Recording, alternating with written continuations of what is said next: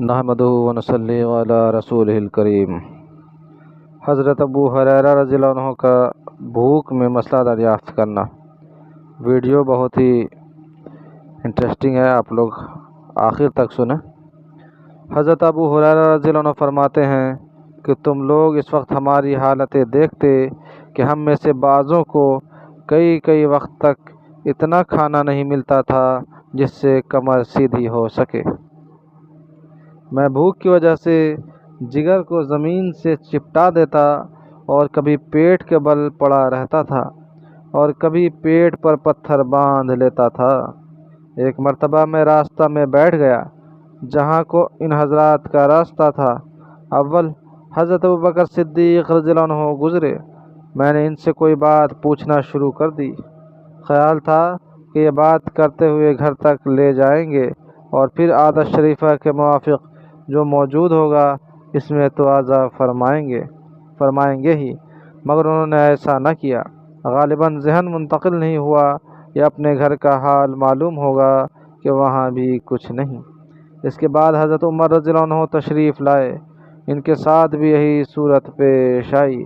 پھر نبی اکرم صلی اللہ علیہ وسلم تشریف لائے اور مجھے دیکھ کر مسکرائے اور میری حالت اور غرض سمجھ گئے اور ارشاد فرمایا، ابو ہریرہ میرے ساتھ آؤ۔ میں ساتھ ہو لیا۔ حضور صلی اللہ علیہ وسلم گھر تشریف لے گئے۔ میں ساتھ اندر حاضری کی اجازت لے کر حاضر ہوا۔ گھر میں ایک پیالہ دودھ کا رکھا ہوا تھا جو خدمت اقدس میں پیش کیا گیا۔ دریافت فرمایا کہ کہاں سے آیا ہے؟ عرض کیا کہ فلاں جگہ سے حضور کے لیے ہدیہ میں آیا ہے۔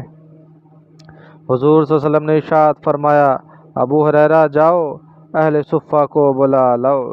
اہل صفہ اسلام کے مہمان شمار ہوتے تھے۔ یہ وہ لوگ تھے جن کے نہ گھر تھا، نہ در، نہ ٹھکانہ، نہ کھانے کا کوئی مستقل انتظام۔ ان حضرات کی مقدار کم و بیش ہوتی ہی رہتی تھی، مگر اس قصہ کی وقت 70 تھی۔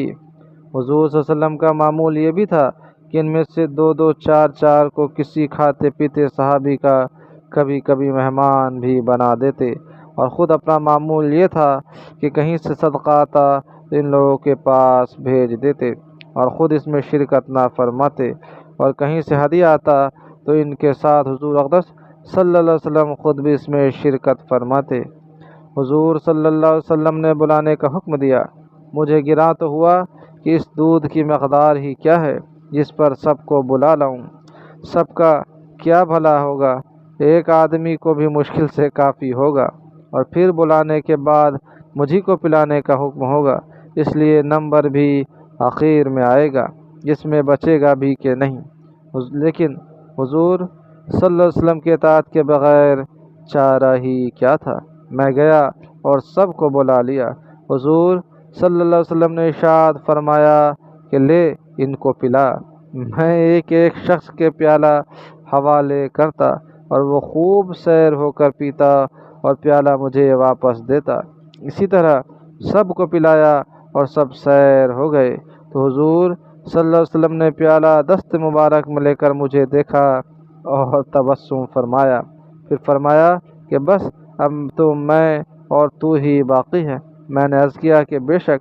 فرمایا کہ لے پی۔ میں نے پیا۔ ارشاد فرمایا اور پی۔ میں نے اور پیا۔ بالآخر میں نے عرض کیا یا رسول اللہ اب میں نہیں پی سکتا۔ اس کے بعد حضور صلی اللہ علیہ وسلم نے سب کا بچا ہوا خود نوش فرمایا۔ نبی کریم صلی اللہ علیہ وسلم کی خدمت میں کچھ لوگ حاضر تھے کہ ایک شخص سامنے سے گزرا۔ حضور اقدس صلی اللہ علیہ وسلم نے دریافت فرمایا کہ تم لوگوں کی اس شخص کے بارے میں کیا رائے ہے؟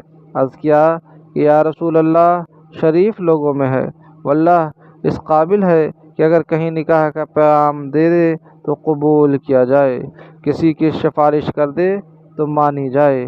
حضور اقدس صلی اللہ علیہ وسلم یہ سن کر خاموش ہو گئے۔ اس کے بعد ایک اور صاحب سامنے سے گزرے۔ حضور اقدس صلی اللہ علیہ وسلم نے ان کے متعلق بھی سوال کیا۔ لوگوں نے کہا یا رسول اللہ ایک مسلمان فقیر ہے، کہیں منگنی کرے تو بیاہ نہ جائے، کہیں سفارش کرے تو قبول نہ ہو، بات کرے تو کوئی متوجہ نہ ہو۔ آپ صلی اللہ علیہ وسلم نے ارشاد فرمایا کہ اس پہلے جیسوں سے اگر ساری دنیا بھر جائے تو ان سب سے یہ شخص بہتر ہے۔